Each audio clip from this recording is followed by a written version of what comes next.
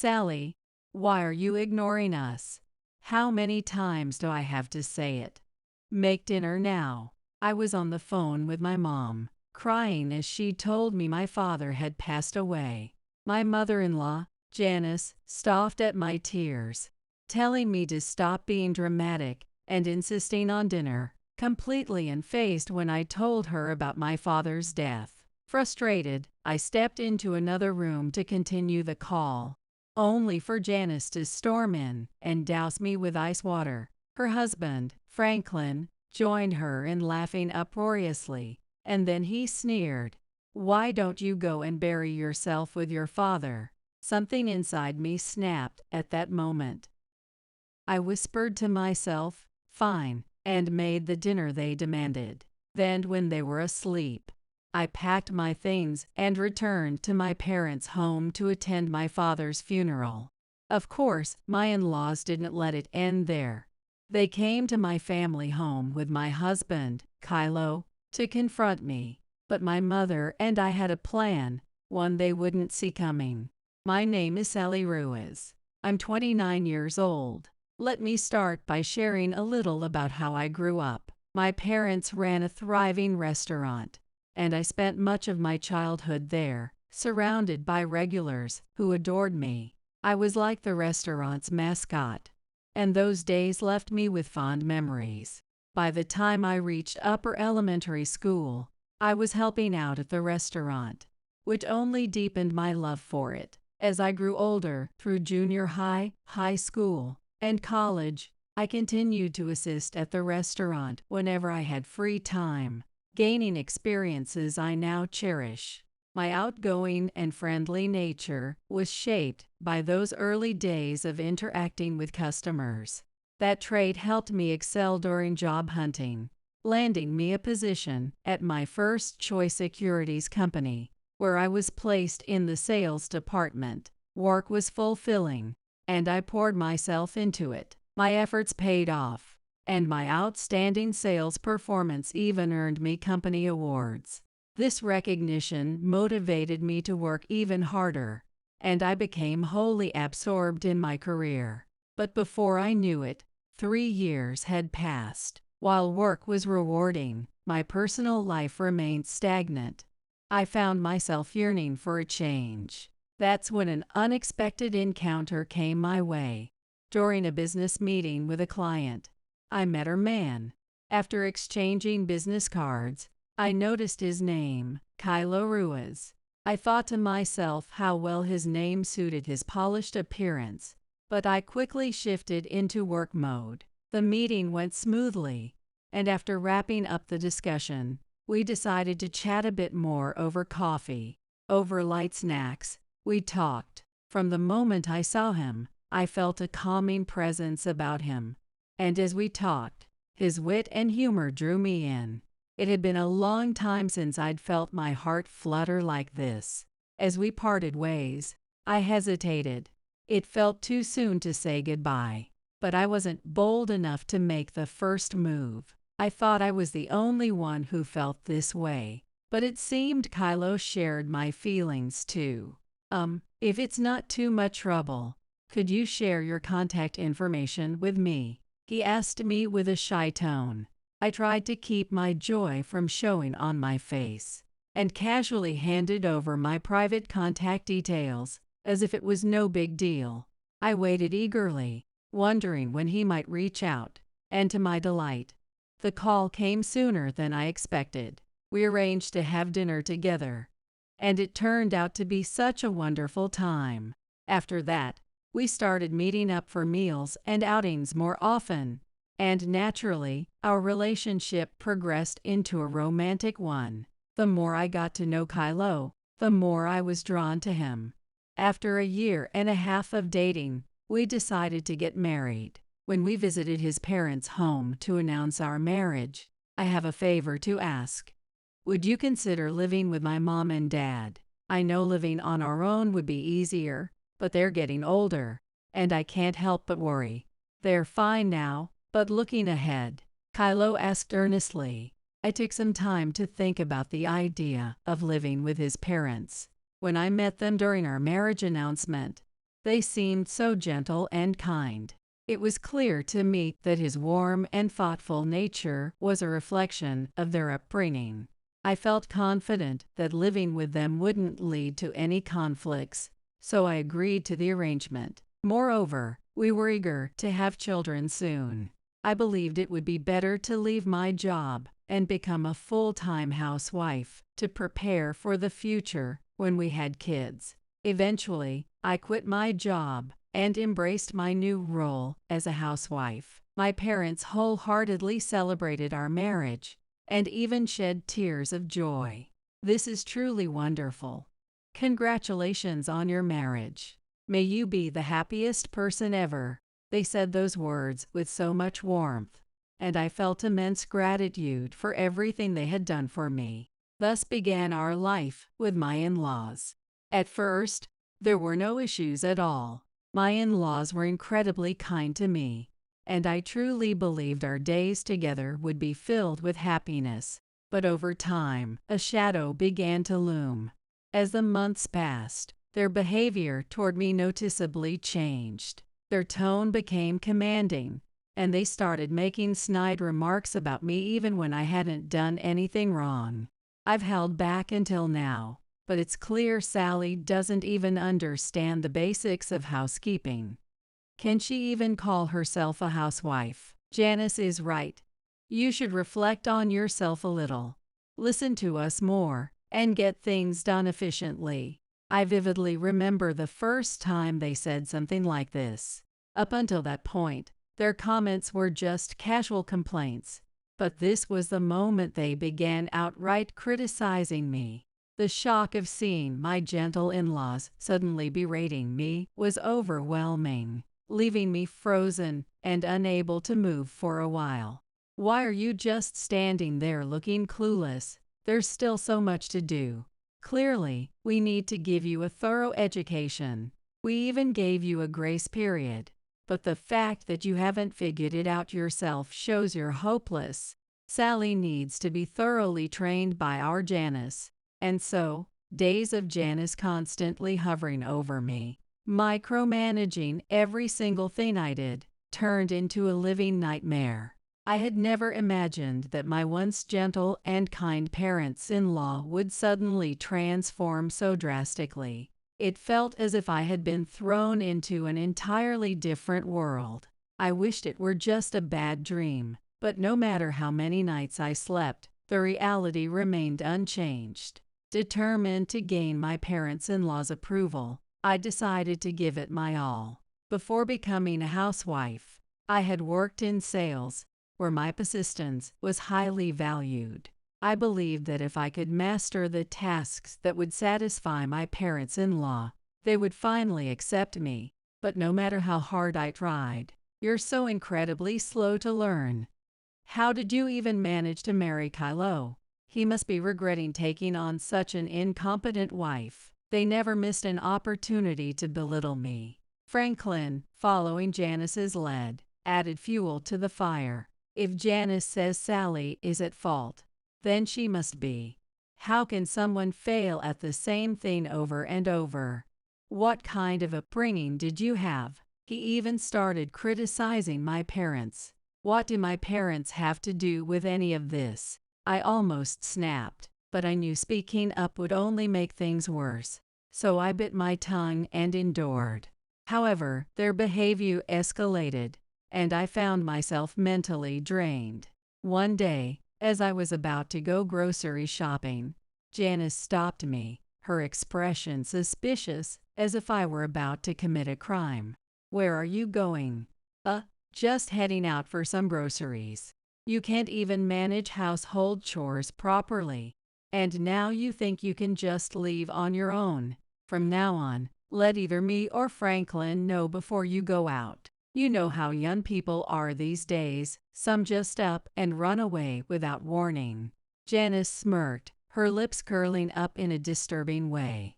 I couldn't understand why I needed to inform them every time I stepped out, like a child running errands. Yet I knew reasoning with them wouldn't yield anything rational. By then, I was starting to feel a genuine sense of fear toward Janice and Franklin. and the thought of standing up to them was out of the question. And so I found myself unable to even take a simple walk without their permission.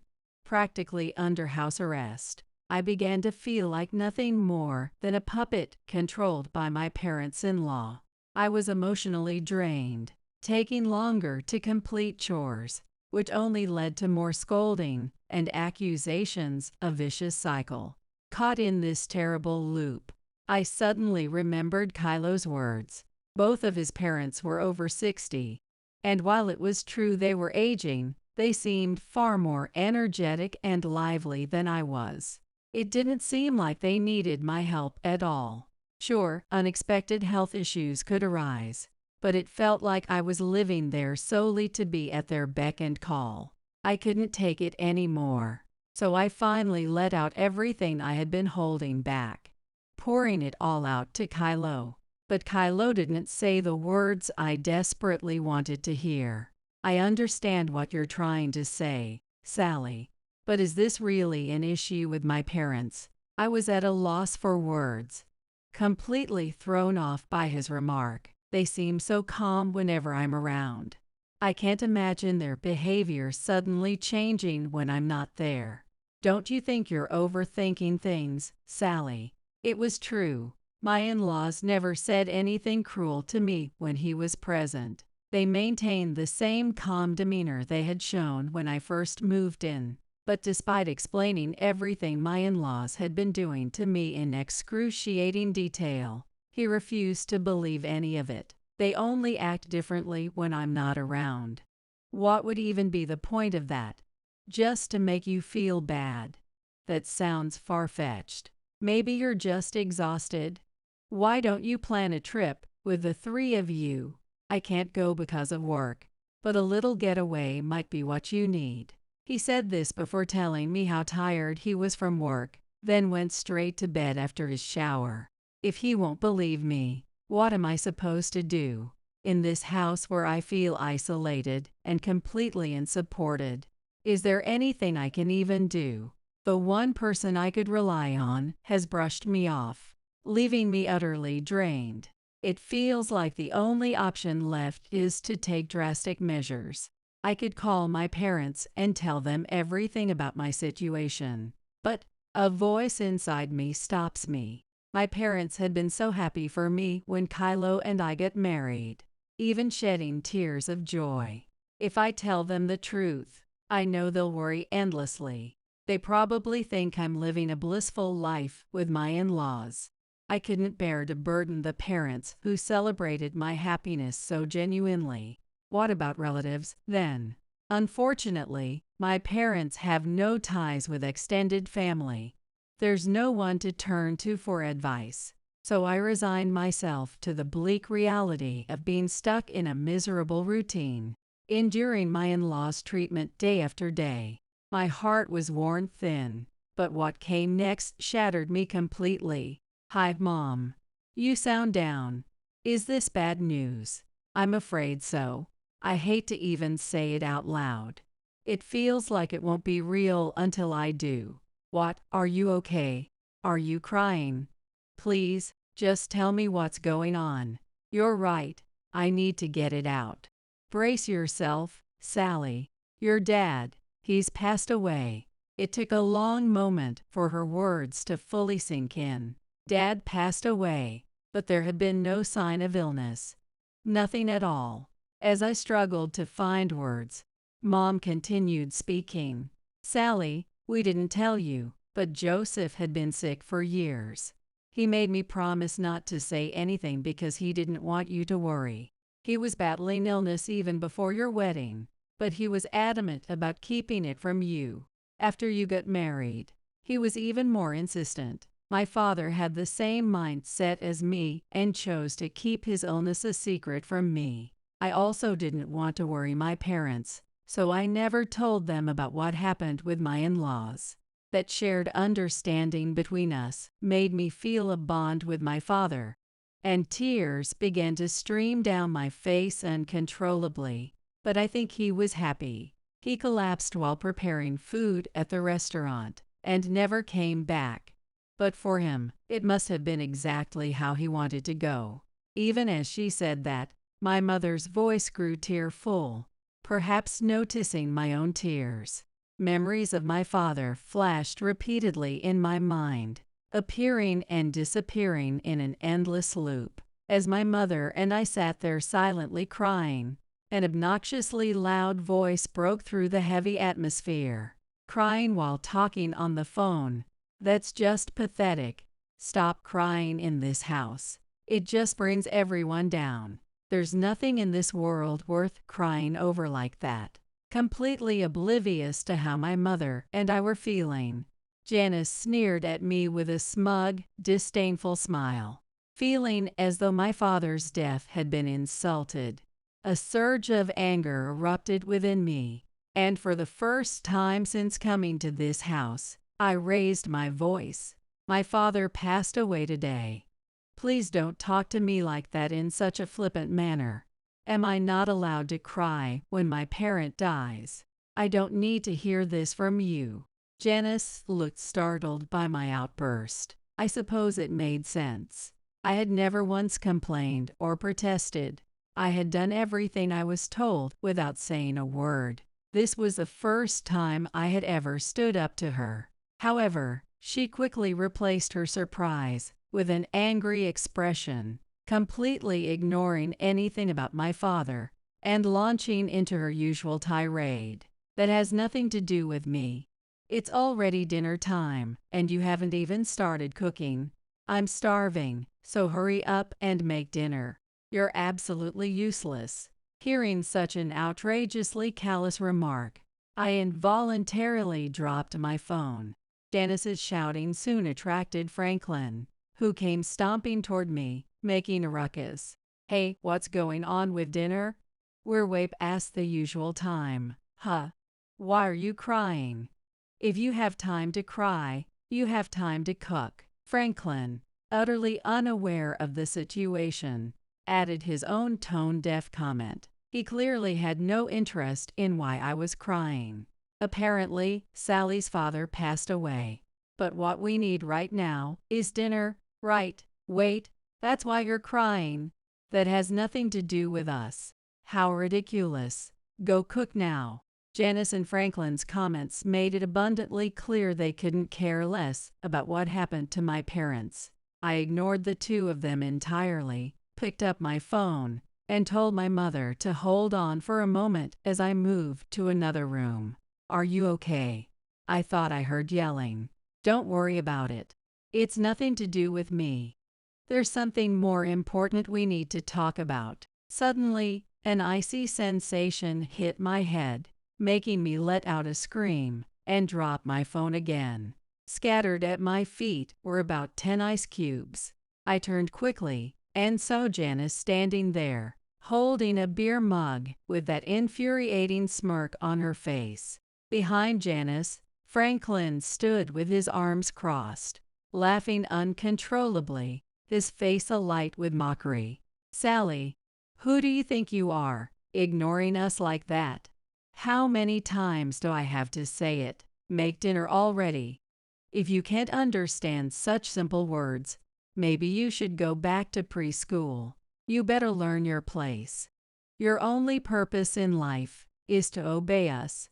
Be grateful to us for giving your existence meaning. With that, the two burst into loud, raucous laughter, laughing so hard they could barely breathe. Absolutely useless. If you can't do as we say, you might as well get buried, just like your father. Their words dripped with disdain as they locked eyes with me, their sneers cutting deep. Then, with devilish grins, Janice and Franklin erupted into another fit of laughter, their cruel voices echoing throughout the room. At that moment, I felt something inside me snap entirely. I muttered understood to myself and brushed the coldness from my head with a hand. Picking up the phone I had dropped, I told my mother I'd call her back and hung up. Then I decided to comply with my in-laws' demand and began making dinner. Looks like you don't want to get buried just yet. Follow what we say, and you'll avoid the grave. Forget about all that burial nonsense. I'm just starving, so hurry up and cook something. I remained silent, feeling it was too late to protest. Without a word, I prepared a quick dinner, placed it on the table, and retreated to my room. My in-laws always went to bed early, usually by 9 p.m., and at around 9:30 p.m., I quietly left the house. Kylo hadn't come back yet, but I didn't feel like talking to him either. I walked to the station, took a train to a major stop where the Acela Express departs, and boarded it to head home to my parents. While on the Acela Express, Janice's words replayed in my mind. "Get buried too," she had said, which clearly meant disappear from this world. Whether she said it as a figure of speech or not, I chose to take her literally. This meant that, in her heart, she truly wished for my burial, essentially declaring me unnecessary in her world. From that moment, I decided that I owed no obligation to listen to anything she said. When Janice uttered those words, the final thread holding me together snapped. I stopped thinking about Janice and Franklin altogether, closed my eyes, and waited for the train to arrive at my hometown station. Once there, I called my mother while walking to their house. I heard some loud yelling earlier. "Are you okay?" I kept calling, but you never picked up, Sally. Reassuring her not to worry, I told her I was walking to their house and would arrive soon. "Oh, you're coming home. Your father will be so happy to see you."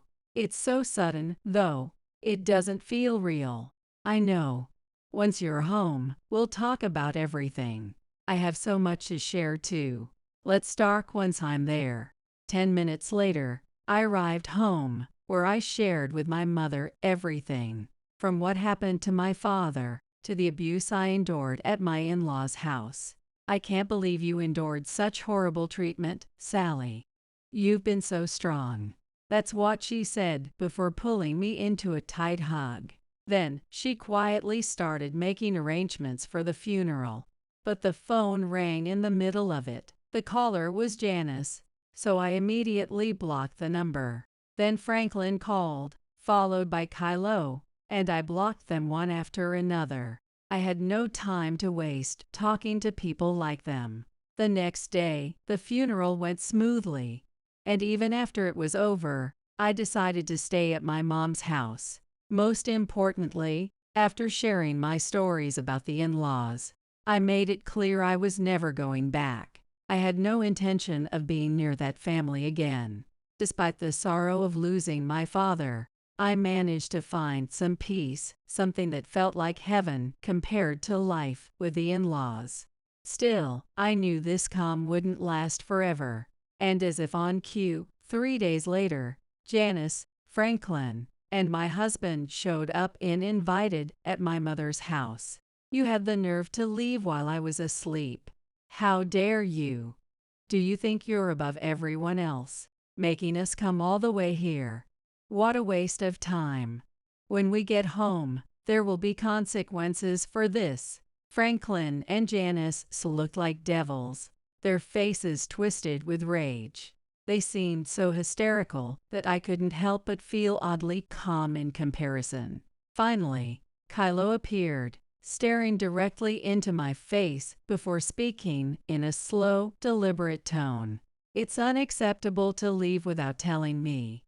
At the very least, you should have informed me it was for a funeral. You didn't trust me, so why would I bother contacting you?"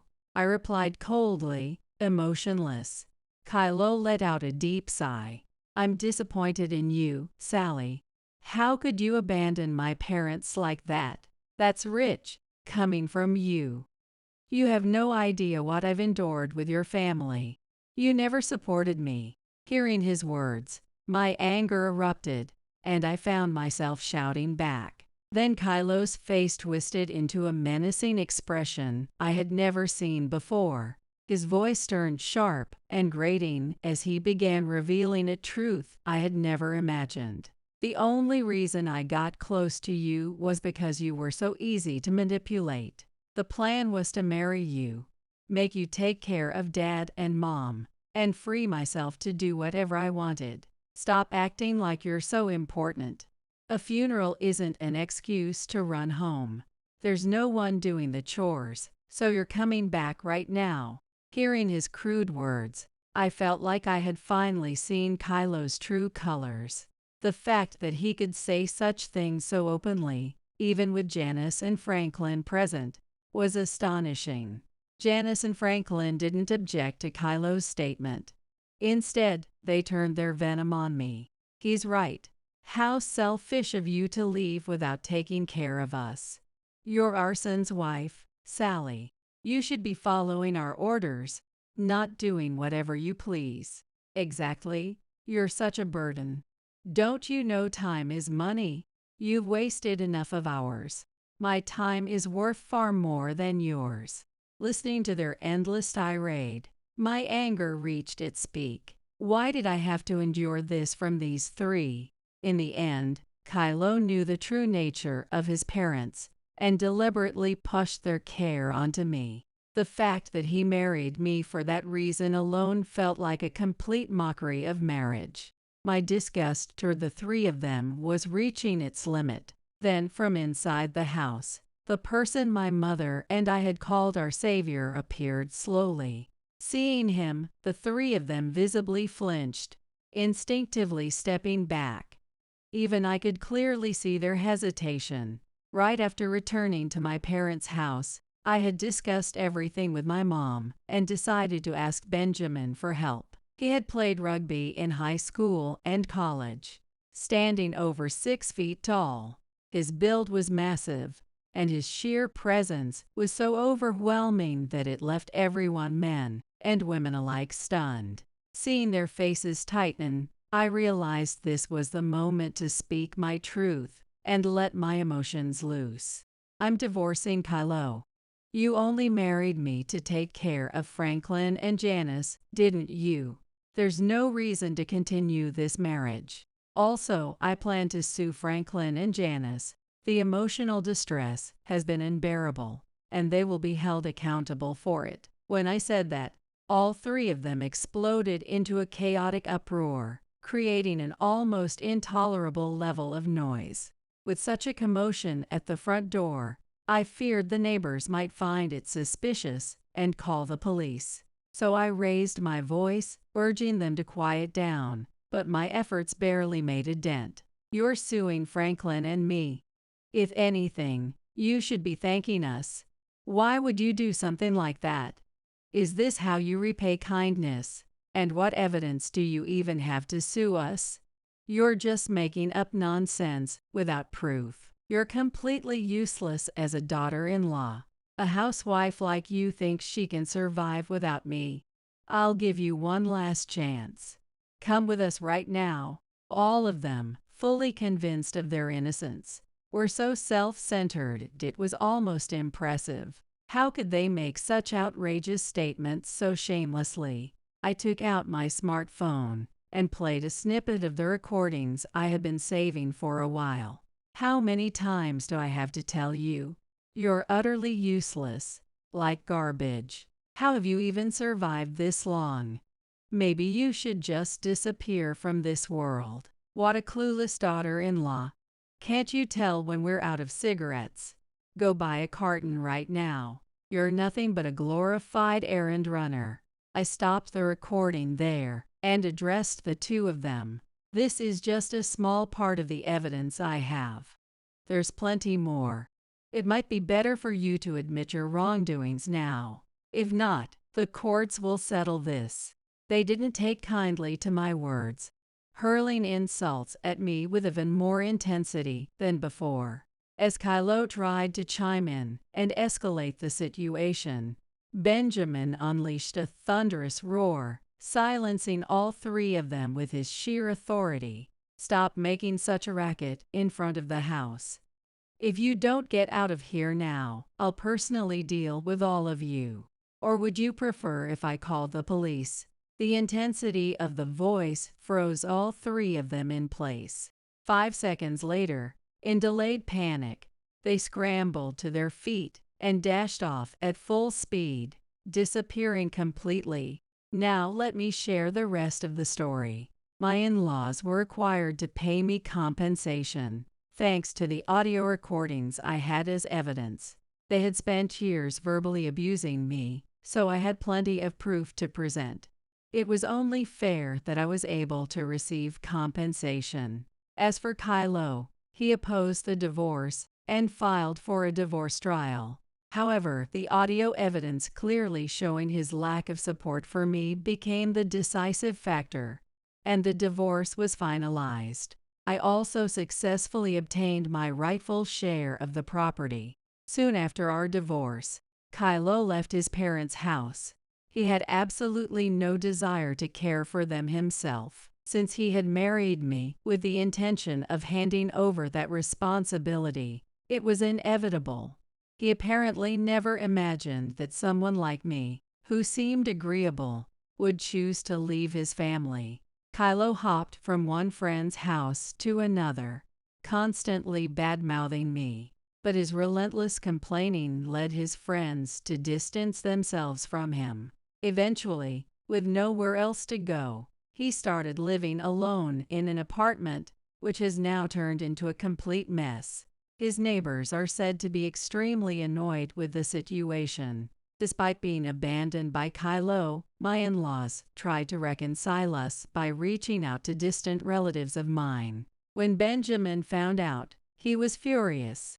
He called both Franklin and Janice, telling them firmly, "If you try anything else, I'll come over there myself." After that, their attempts completely ceased. Even my relatives stopped receiving any contact from them. I genuinely felt so grateful for Benjamin's presence. If he hadn't been there, I wouldn't have been able to sever ties so decisively. Benjamin may look intimidating with his large frame, but he has a kind heart. He listened attentively when I shared my experiences with Kylo's family. "You've done incredibly well.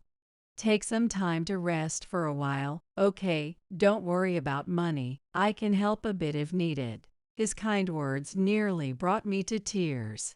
Lastly, I want to talk about myself. After my father passed away, the restaurant my parents had run together temporarily closed. Although it was meant to be temporary, my mother seemed to have completely lost the will to run it on her own. I'm thinking of shutting down the restaurant. Without Joseph, I just feel so deflated. It's a place we built together, after all. She spoke with a hint of sadness. Hearing that, I spent the next while thinking everything over carefully. But no matter how much I thought about it, the idea of this restaurant closing down was just too heartbreaking to accept. So, how could we keep the restaurant going? I focused and gave it my all to come up with an answer. And no matter how many times I reconsidered, there was only one conclusion that came to mind. I decided to share my feelings with Mom. "Mom, what if we gave Sally's Bistro another shot? I can't stand the thought of losing this place. It's been such an irreplaceable part of my life since I was a child. But you know I'm not young enough to run the place all by myself anymore. And we can't afford to hire anyone else. That's why I've been thinking. What if I worked at the restaurant? I don't know much yet, but I could learn from you and work as hard as I can." Mom stared at me, blinking a couple of times. "Are you sure this is what you want? A regular job would be easier, and there are plenty of places where you could earn more money than here. This isn't about the money. It's just that I want to keep this restaurant alive. I know it's selfish, but how do you feel about this idea? Running this place with just the two of us would be really tough. There's a chance it might not work out, and the restaurant could still close down. Are you prepared for that possibility?" I nodded firmly at her words. For a while, Mom looked at me with a serious expression, then slowly nodded herself and clasped my hands in hers. "All right, I can see you're truly determined. In that case, let's do this together. With you by my side, I feel ready to try again." And that's how I ended up working at the restaurant with Mom. We've only just reopened, but so far, things are going well. Still, the future remains uncertain. I'm doing my best to grow this beloved restaurant, hand in hand with Mom, with Dad's spirit in my heart. I'm giving it everything I've got. And if I could turn this place into something even greater than it was during his time, I wouldn't wish for anything more. But dreams should always be big, and I believe I can make this happen. Please let us stay just for tonight. Standing at the front door was my 9-year-old grandchild, holding a baby, completely soaked from head to toe. My husband Roy and I exchanged glances, our eyes wide with shock. In the midst of this torrential downpour, Alexander had walked all the way here with a baby in his arms. Why on earth would an elementary school student do such a thing? My mind was swirling with questions, but I was so stunned by the surreal situation before me that I had no idea how to even begin asking Alexander what had happened. While I stood frozen, Roy, beside me, "How can we take care of this brat?" exploded with anger. Immediately, Roy grabbed his golf club, which he kept by the entrance as a hobby, his face contorted with rage. Alexander started trembling at the sight of Roy's furious demeanor. I, too, was taken aback by Roy's sudden outburst, and seeing Alexander in such a state only added to my panic. This was bad. I had to do something. Desperately, I tried to think of a way to defuse the situation. My name is Valeria. I'm 67 years old and a homemaker. I live with my husband Roy, who is 2 years older than me. Roy was a musician until about 5 years ago. He used to perform wearing sunglasses, his deep, resonant voice charming the younger crowd, and of course, I was his biggest fan. Even now, as we've grown older, Roy is still quite the dandy guy, and I'm proud to call him my husband. He's the kind of person who likes to see things in black and white. Once he trusts someone, he trusts them completely, but if he loses that trust, there's no going back. For better or worse, he's a straightforward man. We met through matchmaking services, but we've grown very close over the years, and I'm grateful that a popular guy like Roy fell for an ordinary woman like me. And up until 9 years ago, we used to live with our son. His name is Darius. He turned 30 this year, but it's been so long since we've seen him that I can't even remember the last time we celebrated his birthday. Darius was especially fond of his father, always seeking Roy's attention despite his busy schedule. Whenever Roy had a rare day off, they would always go out together. Roy loved his son back just as much, always finding time to play catch in the park or teach him how to play the guitar, no matter how tired he was. I would watch their interactions with a warm heart, enjoying the sight of their father-son bond. Our family was just like any other happy household, except for the fact that Roy was a celebrity. Darius was never the academic type. But since I was a homemaker and Roy an artist, we never pushed him too hard to study. As long as you have one thing you're good at, that's all you need. Just polish it a bit more than others, and it can become your job. Got it, Dad. Following Roy's advice, Darius kept pursuing his passion for baseball. But that dream was shattered in his junior year of high school. He got hit by a pitch and injured his shoulder. The doctor said he would never be able to play baseball again. While it wouldn't affect his daily life much, he found it difficult to do things like hold onto the handrails on a train. Though I felt sorry for Darius, a part of me was relieved. Becoming a professional baseball player is incredibly rare. I thought it might be better for him to consider other paths while he still had time. It seemed like my secret wish was coming true. Roy, on the other hand, seemed at a loss for words. Darius had followed his father's advice and dedicated himself to baseball. Now that he couldn't pursue that path, Roy didn't know what new direction to guide him towards. Still, we supported Darius. It didn't matter if it wasn't baseball. As long as Darius was healthy, that was all that mattered to us. Darius was visibly upset when he could no longer play baseball. Even so, he managed to get into his college of choice and became a college student. Roy and I cried tears of joy, grateful that Darius had regained his spirit. Darius wasn't usually very talkative, but seeing us cry must have stirred something in him. He said nothing, just cried along with us. We ended up living apart from Darius when he was 21. He attended a college close to home and still lived with us. One day, he told us with a serious expression, "I'm getting married. I'm moving out tomorrow." We were completely taken aback by the word marriage coming out of Darius's mouth. Marriage? What about college? I asked, hesitantly. "I'm dropping out," Darius calmly replied. Drop out? What about a job? "I'm starting job hunting now. I'll find a company to join." What about the girl? Have you met her parents? Bethany grew up in a foster home. She doesn't have parents. She wants to get married soon. Seeing Darius's optimistic thinking, I felt worried. Next to me, Roy was folding his arms, deep in thought. I looked to Roy for help. Roy took a deep breath. "If you think you're ready, go ahead." Roy! I tried to get Roy to take back his words, but then I saw Darius's eyes light up, and I held back. Thank you, Dad.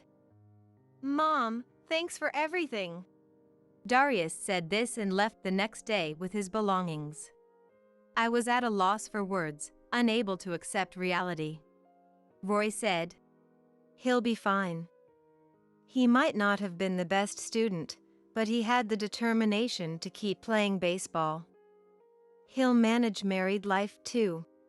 Really? I hope so. Roy seemed confident in how he had raised Darius. I didn't think we had failed as parents either. But as a mother, I was worried about whether young Darius could handle married life. I didn't realize at the time that this worry would only grow.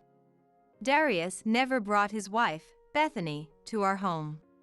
No matter how many times we asked him to, he wouldn't even respond. It might have been better if we could visit him directly, but we didn't even know the name of the apartment he was living in. When he said he was leaving, it was so sudden that we didn't have time to ask for details. We never imagined we wouldn't see him again, so we didn't worry too much. But now that we couldn't reach him, it was a different story. Roy, have you heard back from Darius? No. I thought maybe Roy, as his father, might have had an easier time getting in touch, but he hadn't heard back either. Maybe they're just busy right now. Let's give it some more time. Yeah. At that time, we still believed in Darius. But 3 months after he left, I heard something unbelievable. It happened when I was shopping at the local supermarket. One day, I happened to bump into Molly, my neighbor, at the grocery store. Molly said to me, "Valeria, I heard you have a new grandchild. Congratulations. Valeria, I heard you have a new grandchild. Congratulations." What? I was taken aback by the unfamiliar word grandchild and gave Molly a double take. "Oh? Is that not right?" The other day, I saw Darius with a woman who looked like his wife, and they were pushing a stroller. When I greeted them, they just nodded. They didn't seem very friendly. I haven't seen them in a while, so maybe they forgot about me. I see. I listened to Molly's story, feeling like I had wandered into some kind of soap opera. According to Molly, the person she saw was definitely Darius.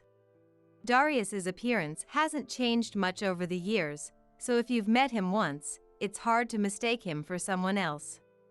To be honest, I haven't been in contact with Darius since he left home. It's embarrassing, but I just found out about the grandchild now. Really? How could they keep such an important thing from you? Molly was as shocked as I was by my confession. It's true. It's absurd not to know about the birth of a grandchild. That night, I told Roy what I had heard from Molly. We have a grandchild?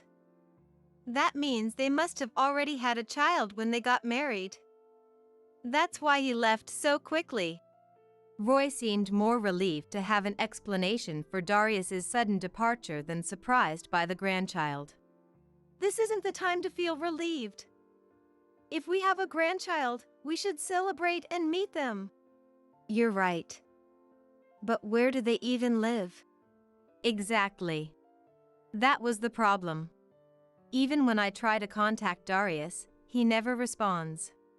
I wondered if he had found a job. If he had, maybe I could contact him through his workplace, but that would be difficult without knowing where he works. If Molly saw them, they can't be living too far away. Molly has trouble walking and doesn't usually go far from home. Since Molly had seen him, they must be living nearby. We'll just have to keep trying to contact him. Eventually, he'll give in. Maybe he's not reaching out because he hasn't found a job yet and his pride is in the way. Do you really think so? Roy seemed determined to believe in Darius. I wanted to believe in my child too, but it seemed unreasonable not to inform us about the birth of a child. Bethany, his wife, should have suggested visiting her parents-in-law. Either she didn't, or Darius wasn't listening to her. I couldn't believe time would resolve this. Incredibly, 9 years passed without seeing Darius or our grandchild. During that time, we did hear from Darius occasionally. Sporadically, he told us about the birth of our grandchild and that his name was Alexander. Whenever we tried to ask for their address or workplace, he would stop responding. What is he really up to? Even Roy, who had always trusted Darius, became frustrated with the lack of contact over the 9 years. He hadn't completely given up on him, but it was clear he was annoyed by the lack of response to our attempts to reach out. I felt the same way as Roy. We suspected there was a reason they weren't contacting us, but not hearing from them for so long made me feel like they no longer thought of us as parents. It made me feel so distant from them. What could have happened since they got married? There might have been something so serious that they couldn't talk to us about it. But without being able to reach them, we couldn't help. Thinking about Darius made me feel even more burdened. At that time, the world was in turmoil due to inflation and political issues, and the news was filled with stories of murders and vacant houses. Living as just the two of us, elderly couple, we had to be careful not to get caught up in any incidents. Then, everything changed on one stormy day. Neither Roy nor I could have predicted what would happen. It was a weekday evening. It had been raining heavily since the morning, and our area was prone to landslides. If the heavy rain continued, we might have to evacuate. The rain was so intense that it darkened the outside world.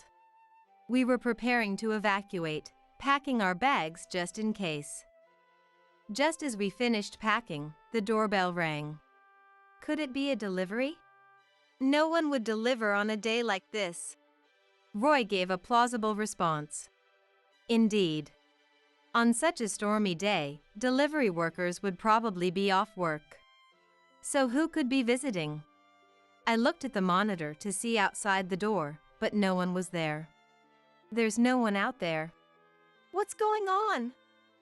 It's creepy. Could it be a prank? But who would come to play a prank on a day like this? Curious, I cautiously went to the door and slowly opened it. Roy watched me with a sigh. Are you grandmother? Seeing the person standing outside, I was speechless. It was a child, about the age of an elementary school student. He was wearing a raincoat and holding a baby to his chest. The baby was also wrapped in a raincoat, but its face was wet from the rain. It was crying weakly. Despite my shock, the child's words, "Are you grandmother?" made me realize something. "Could you be Alexander?" I asked, and he nodded slightly. "Is that baby your younger brother or younger sister?" He nodded again in response to my question. What's going on here? Roy, peeking from behind, tried to understand the situation. Even I couldn't make sense of it. I wanted to ask Alexander many questions, but he looked too anxious to give many answers. Alexander looked back and forth between Roy and me and said in a weak voice, Please let us stay for just tonight. The 9-year-old grandchild standing at the door, soaked and holding a baby, said this, and Roy and I exchanged astonished looks. In this storm, Alexander had walked with the baby. Why would an elementary school student do something like this? Questions swirled in my mind, but the surreal nature of the event left me unsure of how to start questioning Alexander. While I was frozen in shock, next to me, I can't take care of this brat, Roy yelled. Immediately, Roy grabbed his golf club from the entryway, his face contorted with rage. Seeing Roy like that, Alexander started to tremble. I was also taken aback by Roy's sudden outburst and worried about Alexander in front of me, causing me to panic. Roy had lost trust in his son Darius, who hadn't been in touch for a long time. He probably couldn't accept Alexander, Darius' child, right away either. This is bad. I have to do something. I desperately thought of a way to defuse the situation. Roy, just put down the golf club. Alexander is scared. When I said that, Roy looked at Alexander's face and put down the golf club, saying, okay. I breathed a sigh of relief. Roy, too, seemed to have many thoughts about the sudden situation. He wasn't really trying to kick Alexander out. More than anything, seeing Alexander trembling while holding the baby might have softened Roy's heart. Alexander, come on in. Let's get you cleaned up and take a bath, okay? When I asked Alexander in the gentlest voice I could manage, he started to cry on the spot. I took the baby from Alexander and led him to the bathroom. Roy, unsure of what to do, watched us with a troubled expression. While Alexander was in the bath, I thought about how to buy the necessary items for taking care of the baby. Then Roy said, I'm going out to get some supplies. I thanked him and told him to be careful. Roy, too, had been shaken up, but seeing Alexander trembling and the baby crying had changed his heart. Now, we just needed to create an environment where the two could feel safe and calm. When Roy came back from shopping, Alexander had just gotten out of the bath.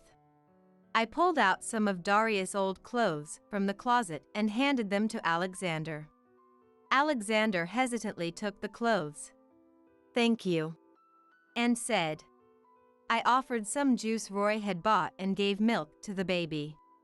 As time passed, Alexander seemed to calm down enough to talk about what had happened. I exchanged glances with Roy and decided to ask Alexander what was going on. Dad and Mad went to work today too. I just wanted to leave that house so badly, so I ran away while they were gone. Alexander, with a pained expression, told us bits and pieces of his experiences at home. Summarizing Alexander's story, it goes like this. Alexander had never been treated kindly by Darius or his mother, always being yelled at. He was given the bare minimum of food and never got the toys he wanted.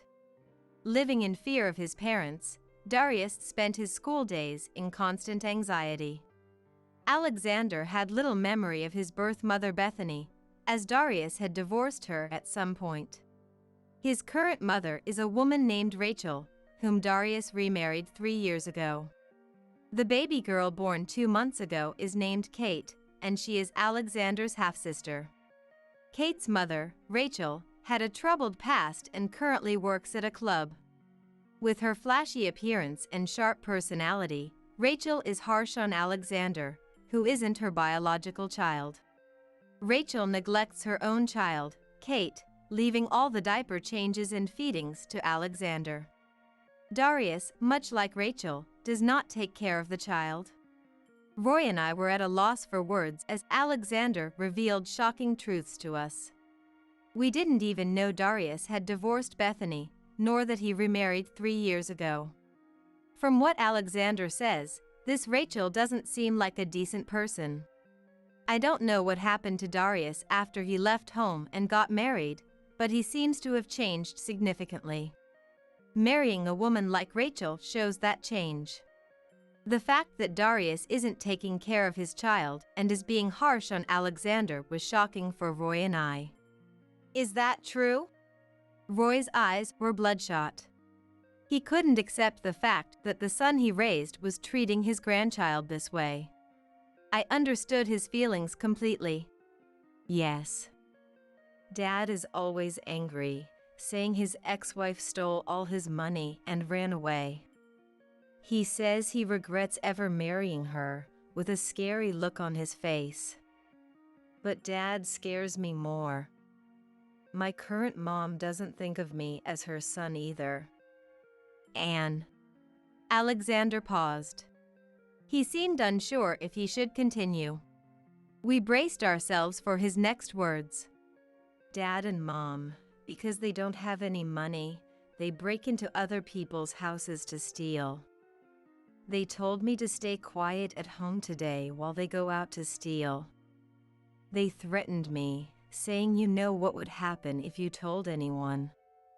I got tired of all the threats and decided to run to your house, something I heard Dad talk about before. I figured they wouldn't expect me to run away on a rainy day like this. It took 2 hours to walk here, but I didn't mind. I just wanted to get away from Dad and Mom. Alexander's story was hard to believe. But considering everything, it was more dangerous to assume Darius was still thinking straight. I was filled with a desire to believe Alexander, who had run away carrying Kate, completely drenched. That must have been so hard for you. Don't worry, your grandmother and grandfather will help you. Yes. Stealing is out of the question. What on earth is Darius thinking? Calming down the furious Roy, I pondered ways to deal with Darius and Rachel.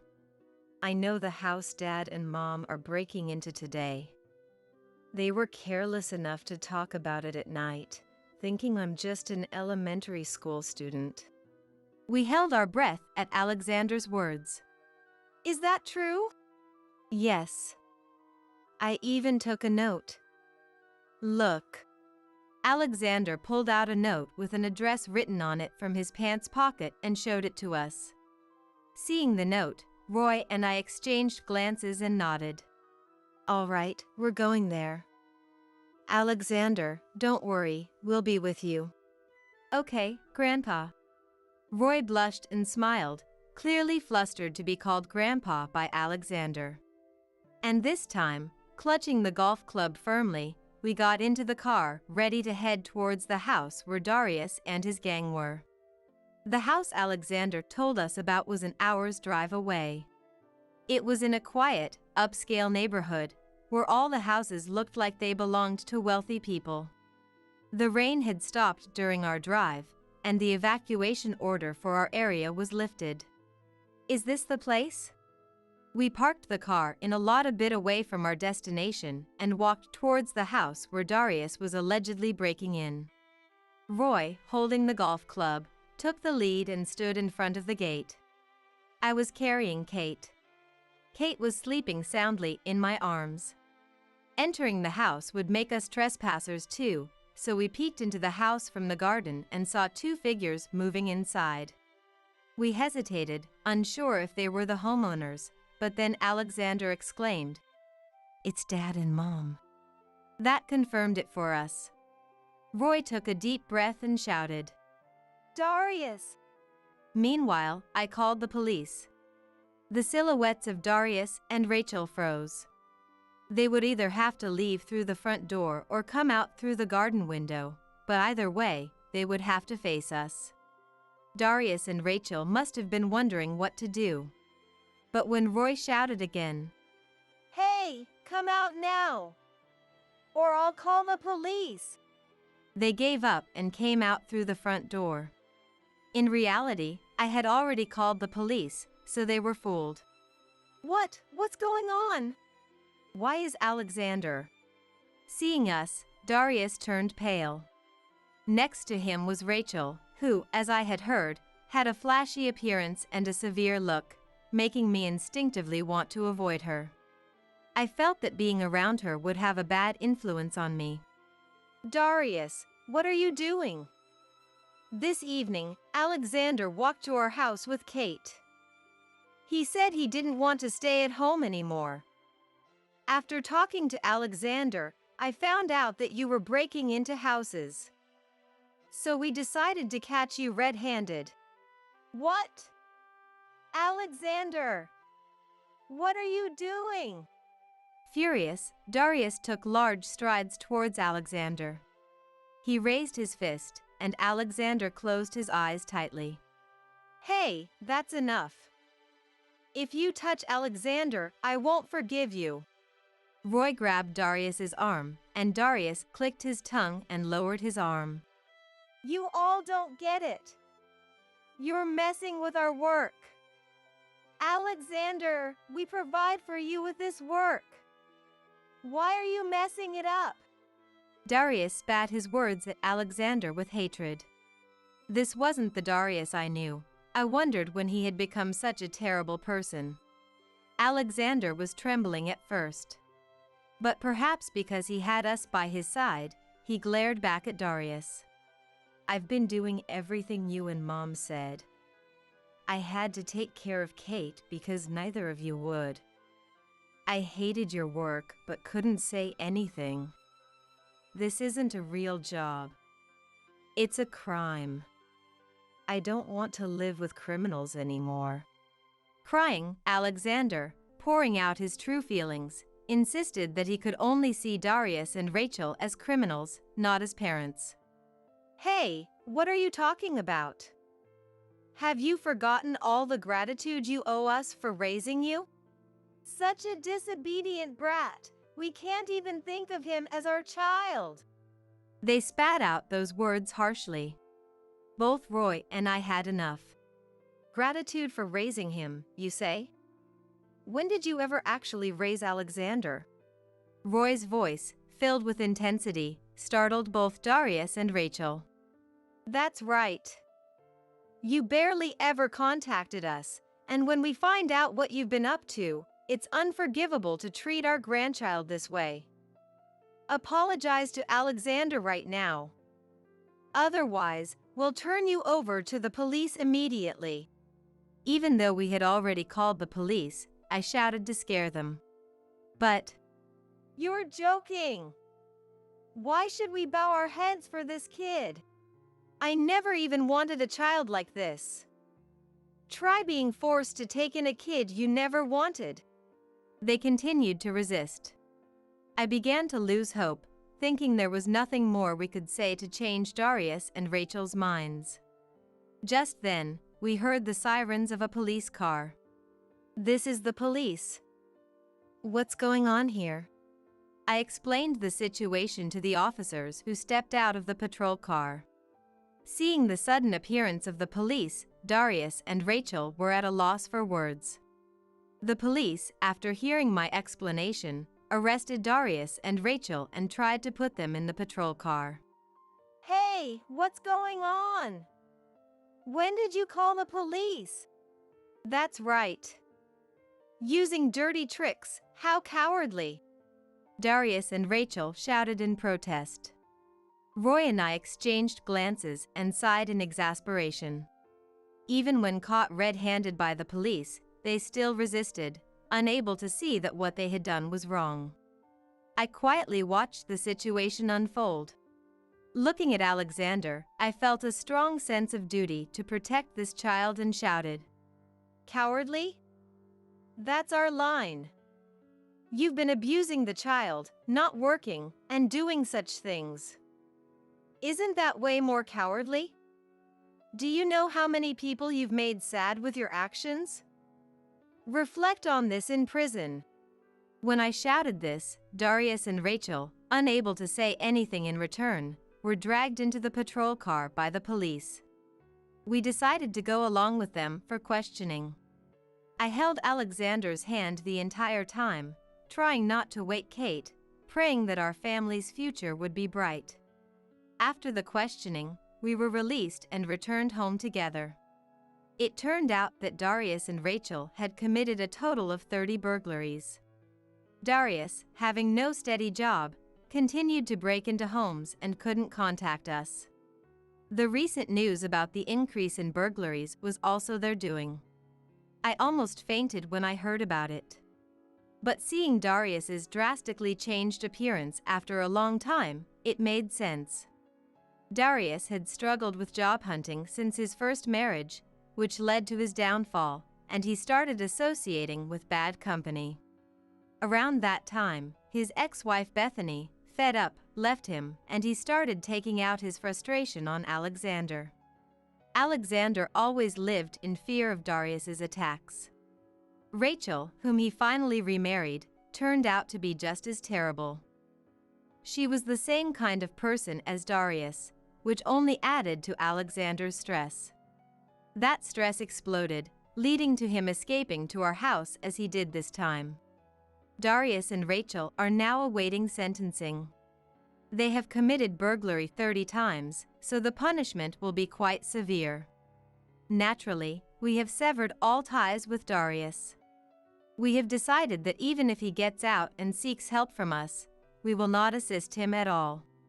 Neither of them has ever worked a proper job, so just surviving will be very challenging for them.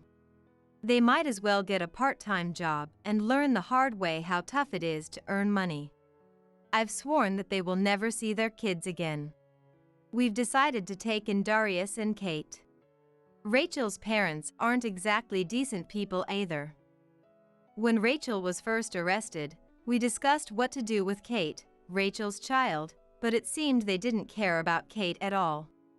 So, Roy and I decided to raise both Alexander and Kate together. Alexander likes Kate, and I'm glad they won't be separated. Roy is now very fond of Alexander and absolutely adores Kate, calling her cute all the time. He's going to be one doting grandfather. Our new life as a family of 4 is about to begin. Given all the sadness Alexander has endured, we want to make Alexander and Kate as happy as we can. You get to come home early, so at least have dinner ready by the time I get back. As soon as Joseph walked in and saw the empty table, he raised his voice. I'm sorry. I went grocery shopping on my way home, so dinner got delayed. But I'm tired too, you know. Ha! Don't compare my job with your sitting around desk job. You're a woman, even if you work, it's your duty to handle everything at home. Joseph, who was gentle and sincere before marriage, turned into a moral harasser once we got married. Do you understand? Ugly and plain women like you are a burden on society. The least you can do is serve me as if your life depends on it since I married you. Even with these words, there's only one reason I'm enduring this. To protect my daughter, Grace. He would probably hurt Grace or take her custody just to make me obey. One day, during those painful days of having no choice but to obey Joseph. Hey, my lover is pregnant. She seems to have a boy. With an excited look, Joseph thrust the divorce papers in front of me. If Grace were a boy, I would have kept you as my trophy wife. But I'm done with you. Take her and leave here now.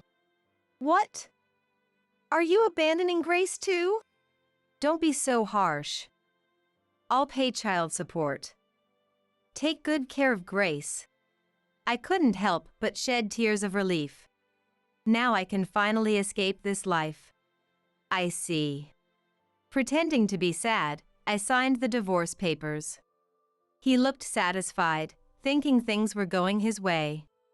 Seeing his face, long-suppressed emotions welled up inside me. Don't think you'll have a happy future. I'm Victoria. I'm 34 and the wife of a CEO. That sounds impressive, but actually, I work part-time as a clerk at another company. I live with my husband, Joseph, who is 4 years older than me, and our 3-year-old daughter, Grace. I met Joseph at a party I attended at the request of a subordinate at work. I had already lost my anxiety about marriage and my obsession with finding someone. So, I thought I was just there to help my subordinate find someone. What are your hobbies? You've been smiling but haven't talked much since you got here, right? Huh? He spoke to me while I was nodding along to everyone's conversation. Did he realize I wasn't looking for a date? I like driving. It clears my mind when I'm feeling down. What about you? Oh, well, I enjoy visiting cafes. I love reading, so I bring a book along. As I spoke, I suddenly felt embarrassed, thinking my hobby was too plain. He wasn't handsome, but he was stylish, cheerful, and seemed popular. Really? I also visit various cafes while driving. Ones with ocean views, in the woods, or with history. Huh? Maybe I like visiting cafes too. Yes, you seem to know many wonderful cafes. If you'd like, let's go together next time. I want to show you all my favorite cafes. After that, we started going on drives and visiting cafes together. Since he worked in sales, he was good with people, had many stories, and was very enjoyable to be around. On our third date, Joseph told me he would soon leave his printing job to work at the company his parents ran. My dad runs a metalworking factory. I've been avoiding it because I didn't want to do that kind of work, but my mom passed away 2 years ago. I finally decided I should take over. I see, that's commendable. I'm sure your dad was happy. Joseph nodded, blushing, then straightened up. Well, after a few dates, I was drawn to your modesty and kindness, Victoria. Would you consider dating me with marriage in mind? I didn't hesitate to respond to him, who confessed seriously and formally. Yes, if you don't mind me. Joseph's shy expression and small yay were very cute. Even after we started dating, Joseph was a perfect gentleman, always making sure to bring me home at a reasonable hour so his parents wouldn't worry. Even before introducing me, his parents seemed at ease, and our relationship was going smoothly. When we visited his parents' house, his father, Matthew, welcomed me warmly. Joseph had never brought a girlfriend home before, so they had been worried. Soon, when we visited his parents' house, I began cooking dinner for the 3 of us. I'm working on a garden shelf for a friend. Really? His factory can make those? How about this? Just an idea. Even without Joseph, Matthew and I enjoyed brainstorming fun products that could be made in the factory. I had always loved craft and technical classes where we made things. Matthew was always thinking about the possibilities for the factory and never hesitated to try new things. If you marry Joseph, you should work at our company too, Victoria. Wouldn't it be fun to create something together? Besides, Joseph is still learning the ropes, so I'd like you to support him closely. Hey, Dad. I haven't even proposed yet, don't get ahead of yourself. Well, if Victoria becomes Joseph's wife, I'd be thrilled. It's rare to find someone so wonderful. With his encouragement, we happily became husband and wife a year later. Joseph wanted our wedding to be a destination wedding, so we combined it with our honeymoon. Matthew and my family also attended, and it was a truly happy time.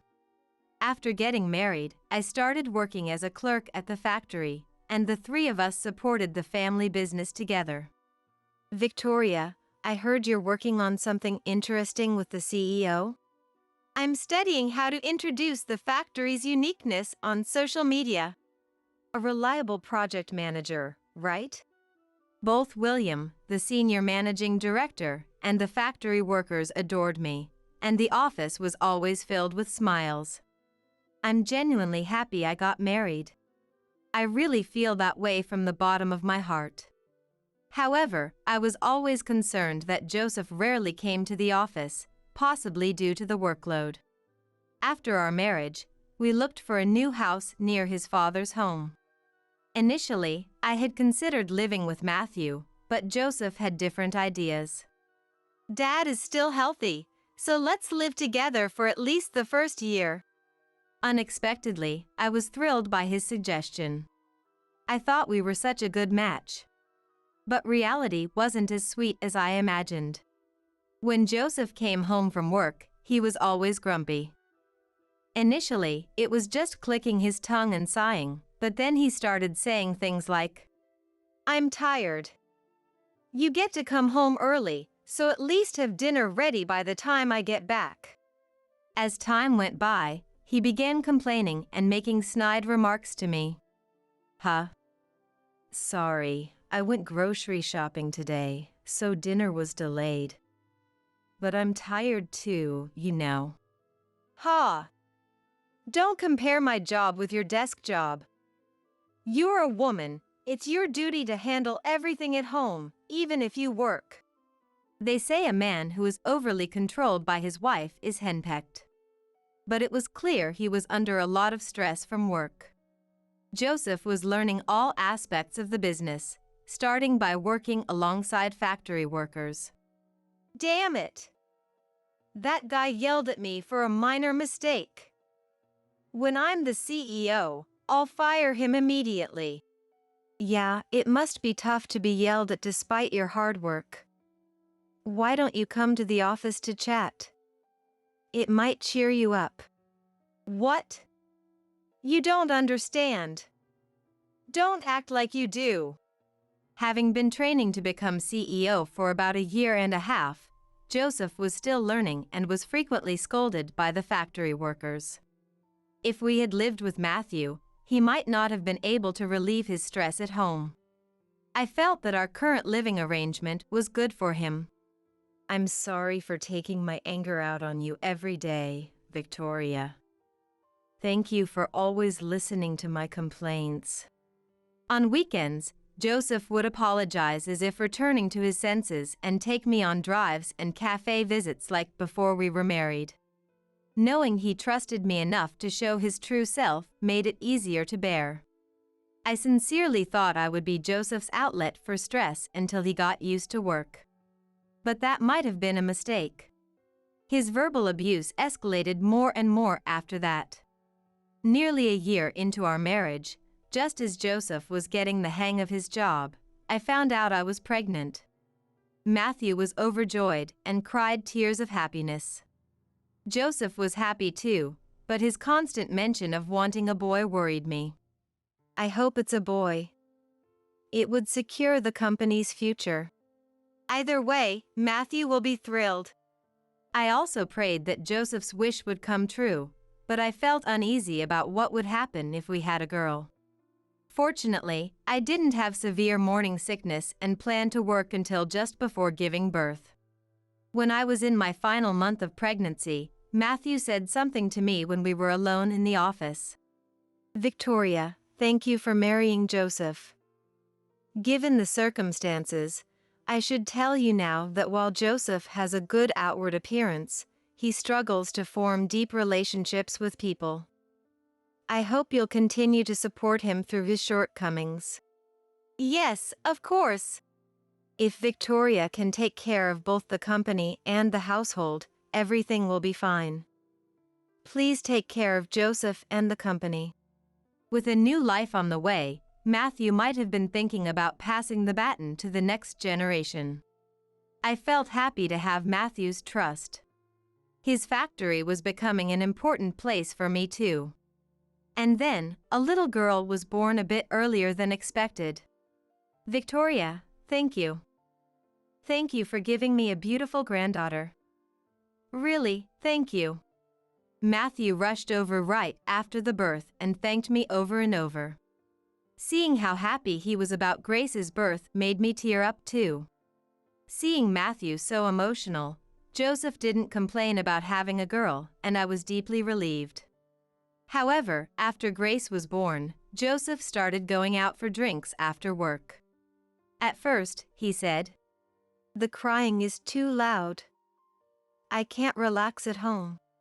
But after I returned to work post-maternity leave, his excuse changed. "I'm tired of seeing the same face at home and at work." Gradually, he started drinking more often and coming home later. Despite going out without notice, he would make derogatory comments if he came home and found no dinner. "You've got it easy. You just take care of the kid and don't even bother to prepare my dinner. You could have told me then. I thought you were eating out today too." "I'll prepare it right away, just wait a bit." Recently, he had been venting his frustrations about me rather than his work. It probably had something to do with Grace being a girl. "You're useless at work too, just getting paid to answer phones. If you were at least pretty, maybe we'd have more clients." "But you're ugly too." "Hey, I am working properly, so stop saying things like that. Don't you get it? An ugly, plain woman like you is a nuisance to society." "At least serve me like your life depends on it since I married you, you useless woman who can only bear daughters." What I once thought was just Joseph being henpecked had now turned into full-blown moral harassment.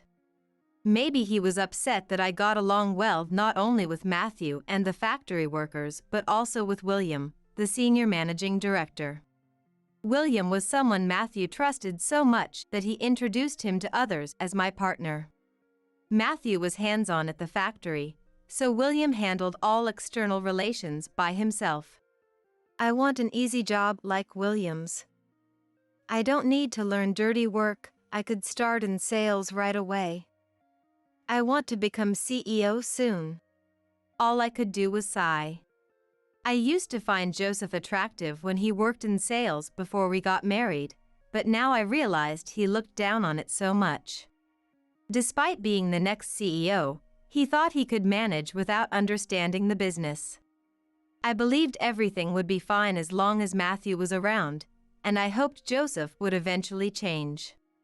The winter when Grace turned 2 years old, Matthew died suddenly of a heart attack. Just the day before, he had been healthy enough to take his daily walk with Grace. Joseph went to check on him when he didn't show up for work in the morning and found him collapsed under his bed. They called an ambulance, but it was too late. He passed away at the hospital. Why did it have to be so soon? It was such a shock, and Joseph and I were busy until the funeral was over. When I finally cried at the send-off, Grace gently stroked my forehead. Holding Grace, I didn't know how to explain her beloved grandpa's passing, and I cried again. His death was a shock to me in many ways. Time passed, and Joseph had been the CEO for a while. Then Joseph said something outrageous. "Hey, now that I'm CEO, you're going to quit the company." "What? Why?" Why? Are you really that stupid?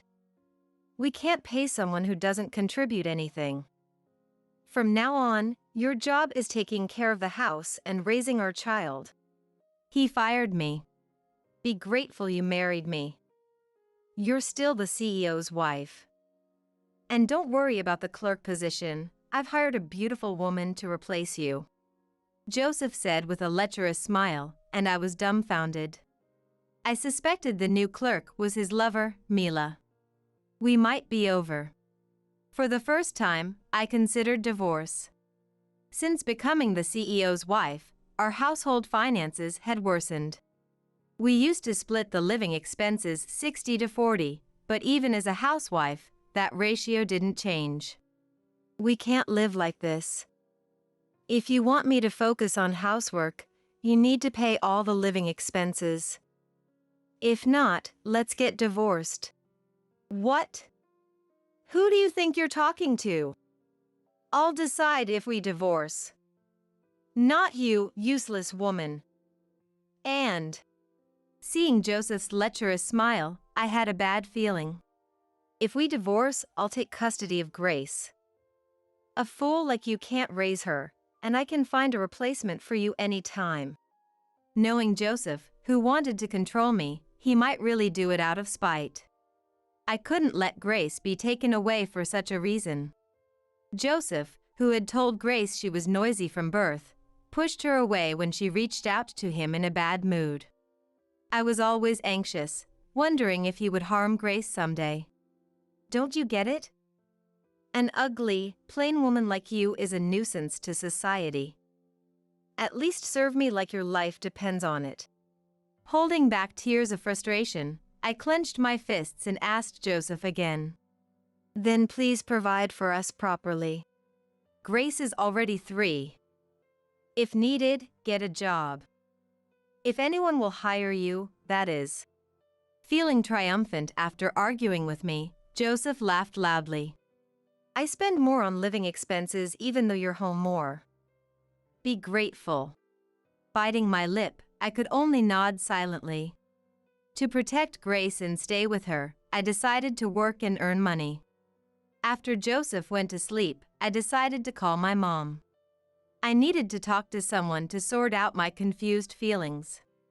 Mom was probably sleepy from the late-night call, but she listened, and thanks to her, I was finally able to sleep. The next day, Mom called me. Can you come over this Sunday? I have something to talk about.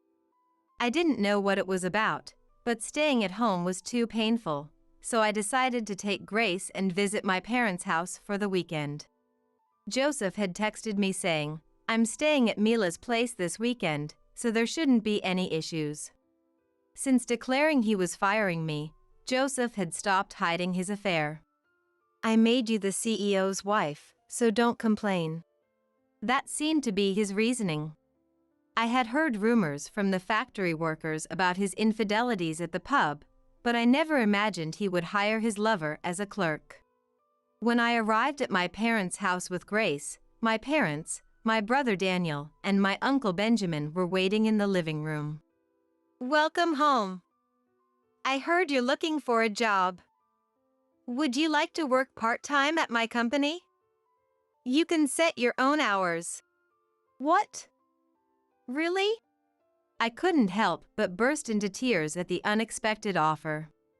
It had been so long since I felt someone's kindness, and it warmed my heart. Benjamin ran his own business. He and his wife, Harper, didn't have children, and they had always doted on us since we were kids. Even as an adult, Harper and I often went shopping or had lunch together. Did you know Joseph's company is one of our clients? It's been tough since the previous CEO passed away. I knew they were a client, but I haven't mentioned it. I don't know much about the company since Matthew died.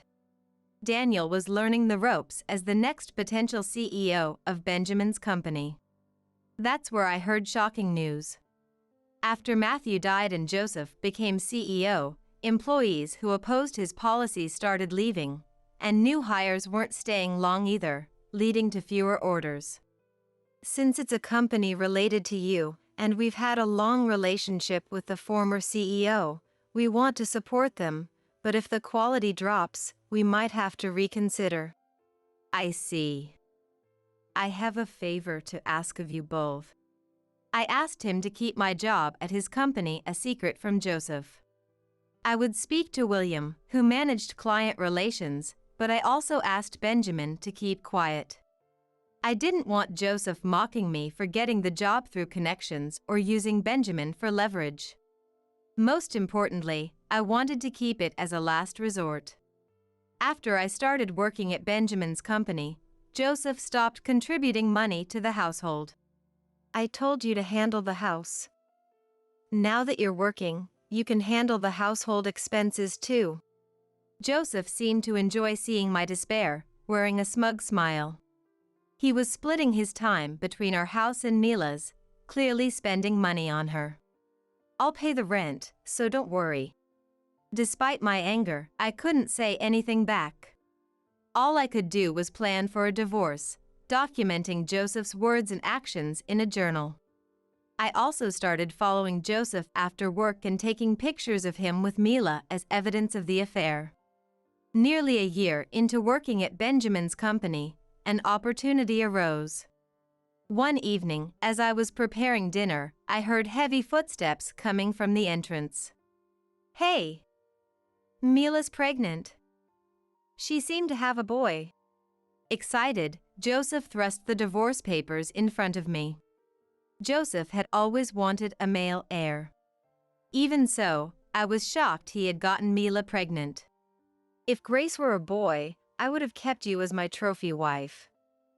But sorry, you're no longer needed. Take Grace and leave." "What? Are you abandoning Grace too?" Don't put it that way.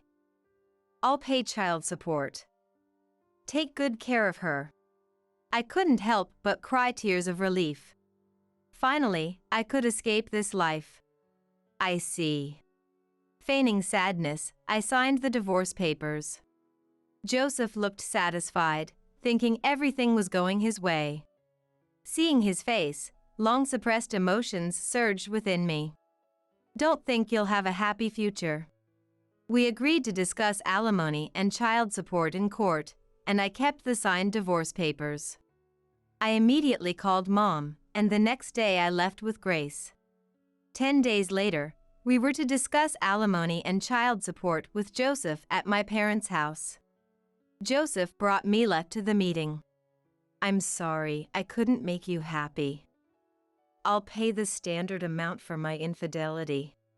Joseph, ever the smooth talker, apologized to me and my parents, agreeing to alimony and child support.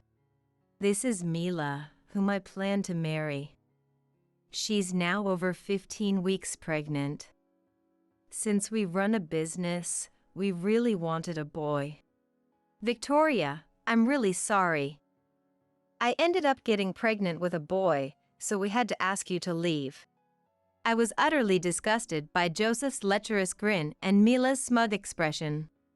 Mila, at 25, was a beautiful, voluptuous woman but had a calculating look. How could people who enjoy looking down on others even exist? "So, you'll pay $400 monthly in child support and $50,000 in alimony in one lump sum, right?" Yes. "I want to start my new life with Mila soon. But first, I need to get a notarized divorce agreement." Is that okay? Joseph probably wanted to restrict Grace's involvement for the sake of his child with Mila. But that actually worked in my favor. I didn't want them relying on Grace in the future. "Fine. We'll submit the divorce papers after the notarized agreement is ready." The discussion ended more smoothly than I expected, and I couldn't stop laughing. "Finally, it's all cleared up. What's next for you?" "Sorry, but it's not over yet. Joseph is going to experience hell from now on." We created the notarized agreement and signed it, both of us satisfied with the terms. After confirming the alimony payment from Joseph had been transferred, I promptly filed the divorce papers. Joseph was in such a hurry to remarry that it took less than 2 months to finalize everything. On the day the alimony payment was transferred, I called him. "I've confirmed the transfer." "Thank you." "It must be tough ahead, but good luck." "Well, unlike me, you're competent, so you'll be fine." "Huh? What are you talking about?" His voice sounded puzzled by my sarcastic tone. "Your company is losing employees, right? Factory workers are quitting, and new hires aren't staying long. I hear your sales are dropping too. Did William tell you that?" His voice dropped to a low, threatening tone. But with the divorce papers filed, I no longer needed to fear that voice. No. My workplace is your company's major client. What? So what? What can a part-time worker like you do about it? Are you stupid? That's why I've always told you you're useless, but you still don't get it? He laughed, continuing to hurl insults at me. I waited for his laughter to die down before dropping the bombshell. I work at Benjamin's company now. What? Joseph fell silent. He was either processing it at lightning speed or his mind had stopped. They kept the contract out of respect for me as your wife, but now that we're divorced, they have no such obligation. Good luck securing new contracts.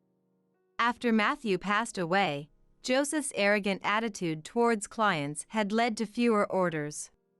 Still, the major client, Benjamin's company, had kept them afloat. Wait a minute. Benjamin? But the CEO, there is a woman. Even over the phone, I could sense Joseph's panic, and it amused me. Yes. Harper took over from the previous CEO. Benjamin is the executive vice president and her partner. They're a couple I admire. No way. You never mentioned this before. If you had, I wouldn't have divorced you. Now it was my turn to laugh. No way. I wanted to divorce you. That's why I didn't tell you. To protect Grace. As per the notarized agreement, stay away from her from now on. That's not fair. Oh, by the way, Daniel is expected to be the next CEO. When that happens, there's no way he'll renew your contract. There was silence on the other end. Not a word, not even a breath. Please, I did my job well. Can't you speak to the CEO for me? We were married, after all. No, we're strangers now. You mistreated the employees, the orders dropped, and the product quality declined. It's all your fault.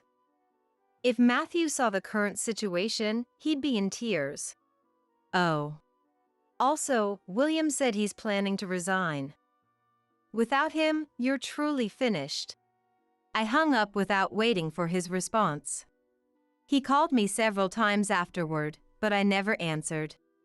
Daniel is just a candidate for the next CEO, not guaranteed, but I kept that to myself.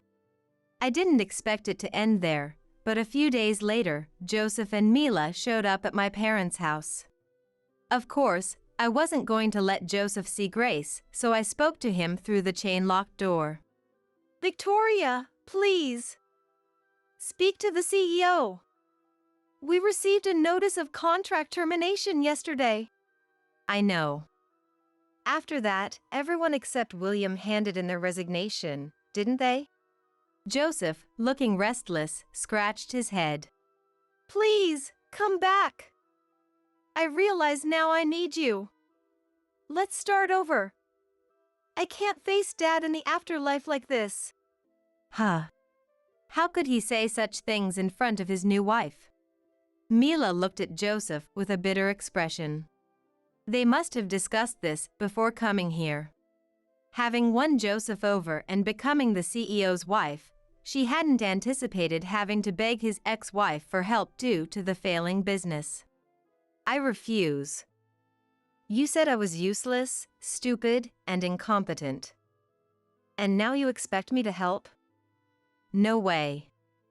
Besides, I don't need a morally abusive man like you. I decided to press my advantage. And don't forget our agreement. You said we'd never contact each other after the divorce. What was the penalty again? Joseph's face turned pale. He had boasted. A $10,000 fine every time you come to see me. He had thought it would only inconvenience me. Finally, I decided to drop another bombshell. Oh, Mila. I almost forgot. I'll be sending you a bill for resolving your infidelity. Expect a call from my lawyer. Joseph won't be able to pay, so you'll need to take responsibility. What? The divorce is finalized, it's over. I never said I wouldn't bill you. I just prioritized finalizing the divorce first. Joseph never told me not to. Joseph's face was ashen, but I didn't care. Seeing him suffer from his own decisions was too entertaining. Please, don't. I'm about to give birth. The company's about to go under. What do I do? This wasn't part of the plan. I don't know. That's your problem. But remember, every visit adds to your debt. So don't come here again. You've got an important heir on the way, so good luck. I smiled and closed the door. I could still hear Mila shouting, but eventually, Joseph's consoling voice and her sobs faded away. Afterward, his company fell into severe financial trouble as major clients canceled contracts. I thought the company would go under, but in the end, Joseph decided to sell his shares and step down as CEO to keep the company afloat. It was probably the least he could do to atone to Matthew.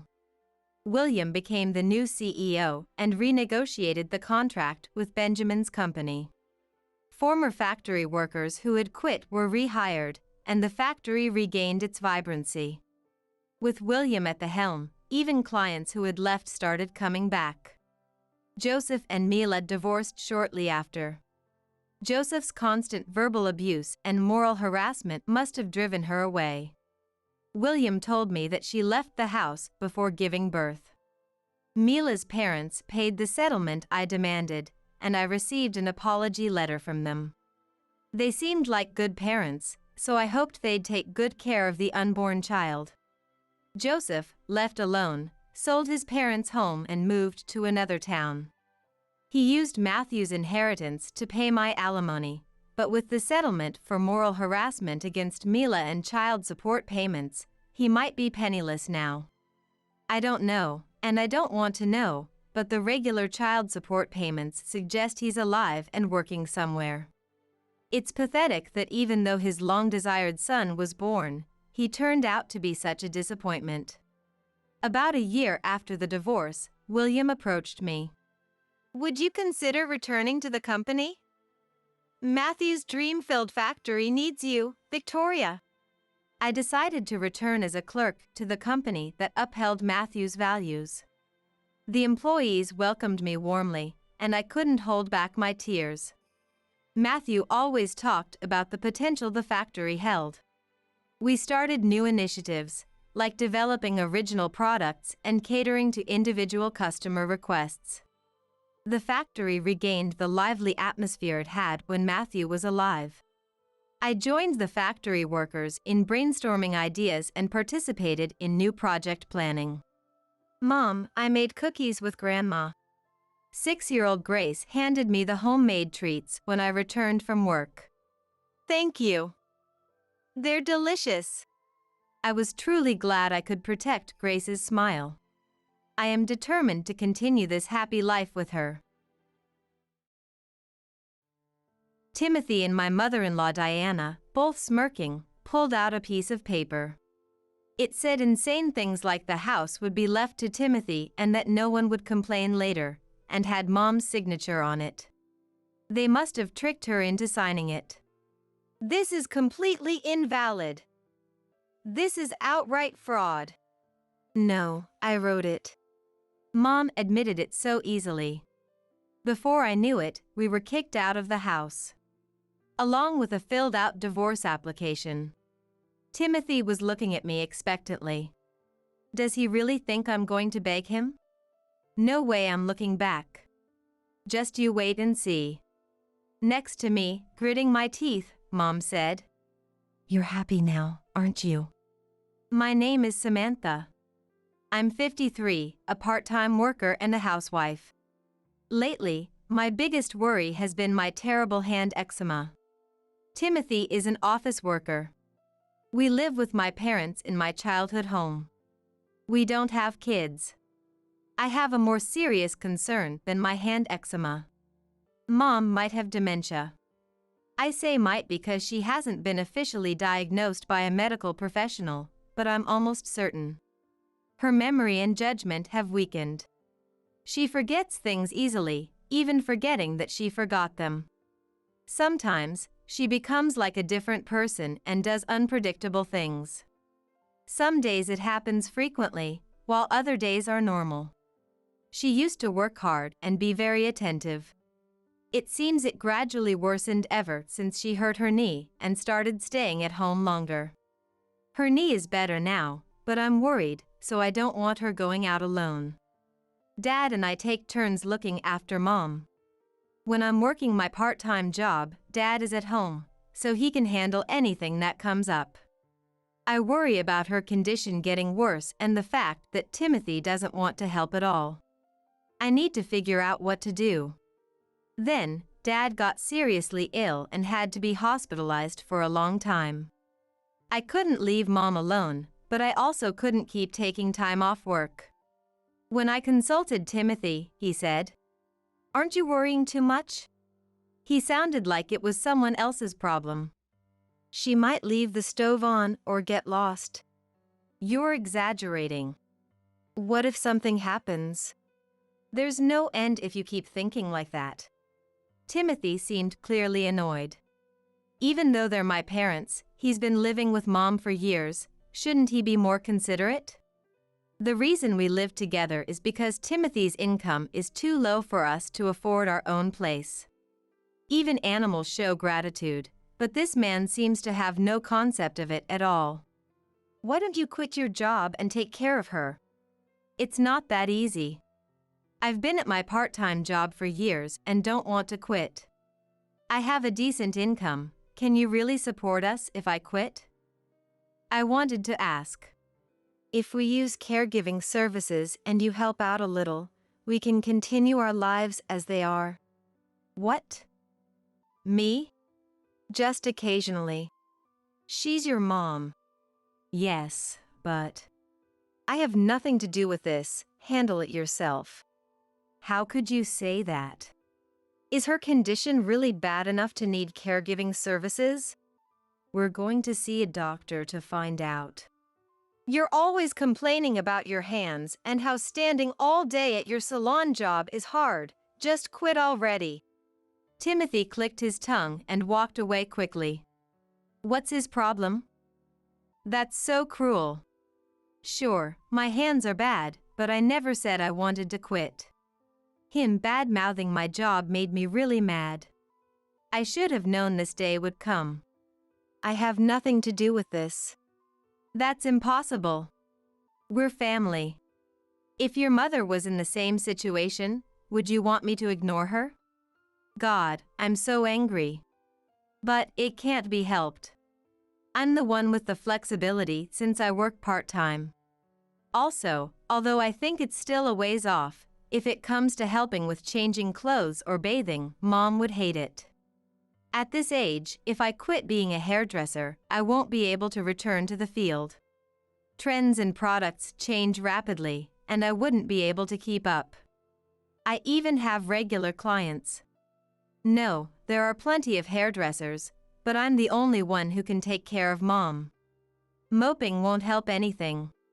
I have to look forward. Once Dad is discharged, things will go back to normal. First, I'll take Mom to the hospital, have a proper discussion with Timothy, and arrange for care services, preparing for the future. I really don't want to quit my job. I'll ask if I can take some time off. A few days after I made that decision, Dad's condition suddenly worsened while he was in the hospital, and he passed away. What a terrible thing. When a family member dies, there's no time to mourn. Besides arranging the funeral, there are countless procedures to handle one after another. Mom was very sad. Sometimes she would stare off like a child, or suddenly cry, unable to control her emotions. After putting on her funeral attire, she pulled herself together like magic and handled the role of funeral organizer admirably. I was so focused on supporting Mom that I couldn't afford to let my guard down. Thus, we saw Dad off in no time. Physically and emotionally exhausted, Mom and I finally felt the loneliness of Dad not being there. He was quiet, but kind. Even knowing he won't come back, I couldn't bring myself to clear away his recliner, his cup, his reading glasses, or the paperback book he was halfway through. Neither Mom nor I could do it. Then, Timothy came back with his in-laws. Come to think of it, he said this morning that he would bring them over to help tidy up the house. I appreciate them coming all this way to help, but I'm not ready for that yet. Sorry, but I'll have to decline and just offer them some coffee before they leave. Mom seems extremely tired, so she's napping. I'll leave her be. I show the in-laws to the room next to the entrance and prepare coffee. Timothy starts. Serve tea instead of coffee. And prepare some sweets too. Bossing me around. I suddenly thought, Aren't they your parents? Why don't you do it yourself? But there's no use holding on to a grudge. I decided to live positively. Let's hire a company to dispose of the big items all at once. Yeah, that sounds good. Diana and Timothy are talking like that. I wish they wouldn't make decisions without consulting me. We don't need to clean up just yet. What? Diana looks surprised. I mean, we'll do it after we've calmed down a bit. What? Mom and I are still processing our emotions. When I said that, Diana tilted her head and said, What are you talking about? That's a problem. I don't understand why Diana is having an issue with this. I look at Timothy, but he avoids my gaze. We already gave this house to our son and his wife. Renovations are starting soon, so what are we supposed to do? I'm sorry, but I don't understand what you're saying. We're living here with my parents starting today. Timothy suddenly said, What are you talking about? It's already decided. What? This is my family home. I'm confused, and Timothy won't meet my eyes. Samantha, didn't you hear? Even Diana talks like it's the most natural thing in the world, making my head spin. I'm sure I told you. Maybe you forgot because of the busy funeral arrangements. Timothy lies calmly. There's no way I could have missed such an important discussion, no matter how busy I was. I don't know what you're talking about, and I absolutely don't agree. You don't need to approve. It's already done. What do you mean? I've already discussed it with Rachel. A chill ran down my spine. When did this happen? Could they really have done this while Mom was just spacing out? This can't be allowed. I was stunned. Diana spoke to Timothy. Hey, we can't take care of a jobless moocher and a senile old person, right? Timothy nodded in agreement. That's right. So you two need to leave as soon as possible. I was so shocked by Diana's words that I couldn't speak. A moocher and a senile old person, were they talking about me and Mom? What does she mean by telling us to leave? This is my parents' house. Take it back. Oh, Samantha, don't make that scary face. I haven't quit my job, and I'm not a moocher. Mom isn't a senile old person either. Everything I said is true. I can't lie, you know, huh? How can she laugh while saying such terrible things? I felt dizzy. It's impossible to take it back. I got a signature. Timothy pulled out a piece of paper that said he was in charge of the house and that no complaints could be made later. But there was definitely Mom's signature on it. They must have tricked her into signing it. This has no legal power. This is a blatant fraud. What? You made Mom sign it when she wasn't in her right mind? It's invalid. What are you talking about? You just said she wasn't a senile old person. At that moment, Mom, who had been napping, came over. Hello, everyone. What brings you here today? Mom greeted us with a smile, completely unaware. Rachel, this signature here, it's yours, right? You definitely wrote this, right? Timothy suddenly confronted Mom. Yes, that's my handwriting. Mom admitted it easily. This isn't fair. Now, pack up your things and get out. No way. If you stay any longer, I'll call the police for trespassing. This is ridiculous. Without fully understanding, we packed our valuables and personal belongings into a suitcase and were kicked out of the house.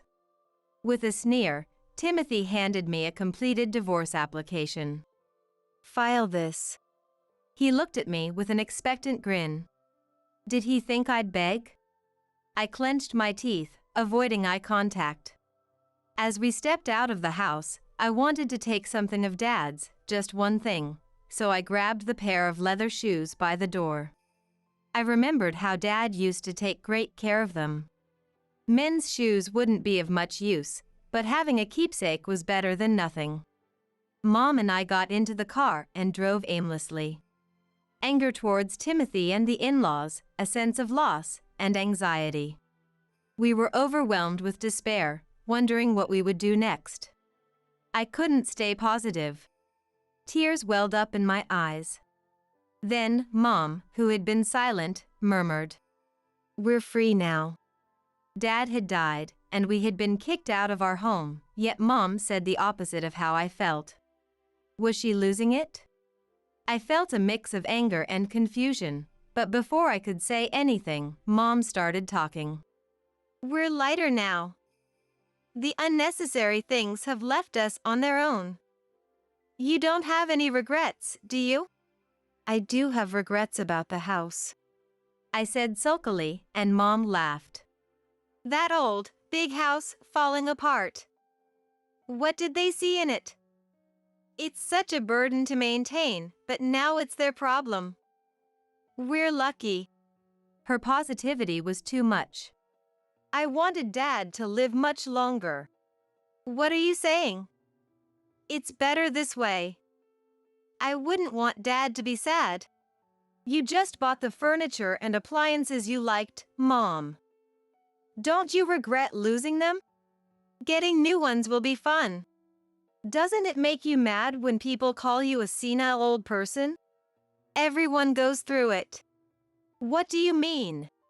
Mom remained calm, even though she had just lost everything. I was irritated and thought meanly, she'll forget everything I just said anyway. If you're with me, I am happy, Mom said. If you weren't here, I might have followed Dad. Mom. It's okay, it's okay. As she said that, Mom started to doze off again. She was like a child. Yes. What Mom forgets, I can remember for her. I'm not fully recovered, but I feel like I'll be okay as long as I'm with Mom. Shortly after, I received a call from Timothy. If you insist, I can forgive you. You can put Rachel in a facility. Huh? Forgive me? Did I do something wrong? It's obvious he just wants to use me as a housekeeper. I didn't want to talk anymore, so I just said, No, and hung up the phone. I felt more clear-headed than before. I didn't need Timothy after all. I explained the situation to my part-time employer and decided to become an independent hairstylist. I used part of my savings as a down payment to buy a used house in the neighboring town. The property had been a home-based salon. My part-time employer's owner arranged for me to get it at a very low price, low enough to make me feel sorry. Here, I could work while staying close to Mom. The owner also helped with tools and renovations for the salon. Samantha has always been helpful to me, she said. Her kindness touched my weary heart. I used up my savings for the opening preparations, but I had no regrets. Timothy had been against it, so I had given up until now, but owning my own salon had been a long-time dream. I didn't know if it would work out. My anger towards Timothy and the in-laws hadn't disappeared. But I could distract myself with the busyness, and the excitement of starting something new was greater. Now, I don't look back. I finally opened my dream salon. Mom helps with cleaning and laundry. When she's free, she enjoys gardening. Talking with the neighbors has become a daily routine for her. I'm grateful she's helping to advertise the salon too. I think she spends much less time zoning out. Just when we were getting into a rhythm with our new life together, Timothy contacted me. Why haven't you been in touch? Huh? I told you I would forgive you. Come back home. What are you talking about? Stop pretending you're not struggling, Timothy said with a sneer. I tilted my head. Struggling? Who? Where did he get that idea? I heard you opened a salon. There's no way an old hairstylist like you can succeed, especially with a senile old person to take care of. Poor Samantha. I've had loyal clients for years, and my salon is in a residential area, so many people come by while on a walk. I don't need his baseless assumptions. I'm earning much more than I did when I was working part-time. If you have nothing else to say, I'm hanging up. Wait a minute. What is it? Well, I want to return your dad's belongings, so can you come home? What? We had barely taken anything of Dad's. Mom said memories were enough, so I had given up, but if his things were still there, of course I wanted them. I left Mom with a nearby friend and headed back to my childhood home for the first time in a while. At that moment, I forgot what a jerk Timothy was and even felt grateful. The front yard of the house was an unusual sight. Disused cardboard boxes were piled up, and the mud stains and blown leaves were left as they were. I wondered if they hadn't cleaned up, and as I was looking at it, Timothy came out of the house. Hey, long time no see. I'm in a hurry. Can you hand it over quickly? It's inside the house, come on in. The house I hadn't visited in a while was so dirty that I hesitated to enter. It's a mess, isn't it? I'm at my wit's end. Mom can't clean up. My brother's wife used to do it all. He's muttering complaints, but why doesn't he clean up himself? He's as selfish as ever. But it doesn't matter to me. I have no lingering attachment to a house trampled by others. Apparently, Timothy has turned the once living room into his bedroom. There's a dirty mattress with candy wrappers and juice boxes scattered around, and it smells filthy. I hate even breathing in here. Disgusting. I muttered without thinking, and Timothy said, "Right? So come clean it up." Suddenly he said something incomprehensible. Damn it, if you had apologized sooner, it wouldn't have gotten this dirty. What? I'll pay you $10 per hour. Isn't it great to get paid just for cleaning? Timothy's face, laughing lightly, which I hate. I see, in his mind, I must be struggling for money. It seems like there's no point in denying it, so let's get this over with quickly. No. Just give me Dad's keepsakes. Well, it seems Mom accidentally threw them away. I knew it. I can't say I didn't think he might be lying, but I took a chance. And I was betrayed as expected. I'm disappointed. But this has made my decision. I have no more business with this house or Timothy. As I tried to leave, Timothy blocked my way. How annoying. Get out of my way. Wait, I get it, don't sulk. You can come back if it's just you. What? Damn it, stop wasting my time. You should have just been honest from the start. This is your last chance. I don't understand. What do you not like? If you need a housekeeper, find someone else. Hey, don't get cocky. What can a part-time woman do alone? I've been underestimated. Don't mess with me, have you forgotten? I was part-time because you didn't want me to earn more. Because I would earn more. I supported you so you could just work, and now you look down on me for being part-time. Move. What? I said, move, you underpaid loser. What? Ask your mom. She can clean. I slipped past the stunned Timothy and left the house. I feel refreshed. Seeing the transformed house, I lost all attachment. I'm disappointed that Dad's keepsakes are gone, but it's better than being dangled forever. Timothy's surprised face was priceless. Let's go home quickly, Mom is waiting. After a while, the owner of the hair salon where I used to work part-time introduced me to a new job. A mobile hairdressing service. It's a service that visits customers who need care and can't come to the salon. You register with the local government and visit customers nearby when requested. Sometimes it's a nursing home. There are even hairdressers who make this their main job. I have regular customers at my own shop, so if I take it, it would be once a week. But I have Mom, who I don't want to leave alone. Although she's been doing well lately, I don't want to go out much. It sounds interesting. Take me along as your assistant, Mom said to me as I was pondering. I realized that I had thought of an assistant as a young apprentice hairdresser. Yes, taking her out with me should work. The doctor at the hospital mentioned it too.